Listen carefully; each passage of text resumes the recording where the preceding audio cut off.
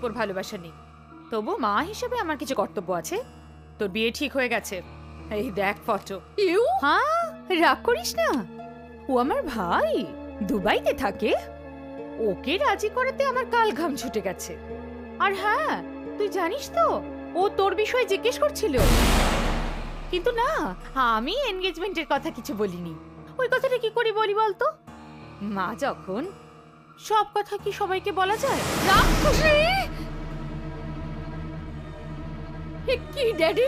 সুভাষ খুব ভালো ছেলে, টাকা রোজগার করবার কায়দা ওর জানা। Daddy please. আজইও আসছে, তোর সঙ্গে ওর ম্যারেজ ফিক্স করেছি। ড্যাডি আমার কথা একটু শোনো। নো। ড্যাডি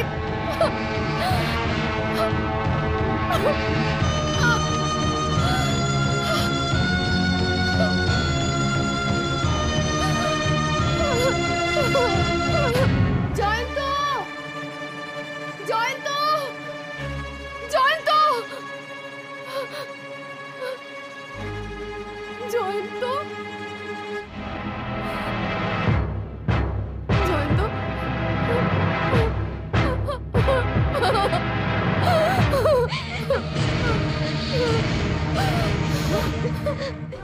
আমার বাড়ি থেকে আমাকে অন্য জায়গায় বিয়ে দিয়ে দিচ্ছে, অন্য কেউ আমার জীবনে আসবে ভাবলে আমি পাগল হয়ে যাচ্ছি।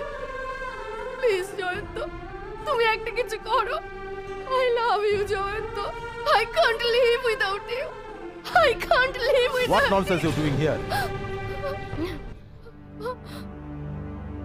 Uncle, I love Jayanta. I can't live without him. Please uncle. সেটা তুমি তোমার বাবাকে গিয়ে বলো। বললে উনি সেটা বুঝবেন না আঙ্কেল, সেই জন্য আমি বাড়ি থেকে পালিয়ে এসেছি। তুমি পালিয়ে এসছো বলে আমার ছেলে কি পালিয়ে গিয়ে তোমায় বিয়ে করতে বাধ্য? আঙ্কেল, জয়ন্ত ছাড়া এই জন্মে বাঁচবার কোনো মানে নেই। এই জন্মের মতো তুমি ওকে ভুলে যাও, ওকে পাওয়ার জন্য আরেকটা জন্ম নাও, তাহলে তখন তুমি এই বাড়ির বউয়ের সম্মান পাবে। আন্টি, আন্টি, জয়ন্ত ছাড়া আমি বাঁচবো না। ওকে আমি প্রাণ দিয়ে ভালোবাসি। আপনি বললে ও রাজি হবে। প্লিজ আন্টি, আমায় দয়া করুন। Please aunty, please. এই শুনছো চুপ করো। কথাটা? চুপ করতে বলেছি না? শোনো মা, মানুষের সম্পর্ককে নিক্তিতে ওজন করা তোমার ব্যবসায়ী বাবার সঙ্গে আমাদের সম্পর্ক হতে পারে না। তার মেয়ে হয়ে জন্ম নেওয়া কি আমার অপরাধ? আপনাদের দুজনের ঝগড়ার মধ্যে আমরা দুজন কেন জ্বলে পুড়ে মরবো? আপনি জানেন কি, ড্যাডির সঙ্গে বিজনেস করার আগে থেকে আমরা দুজন। ড্যাডি, অফিস টাইম হয়ে গেছে, চলো।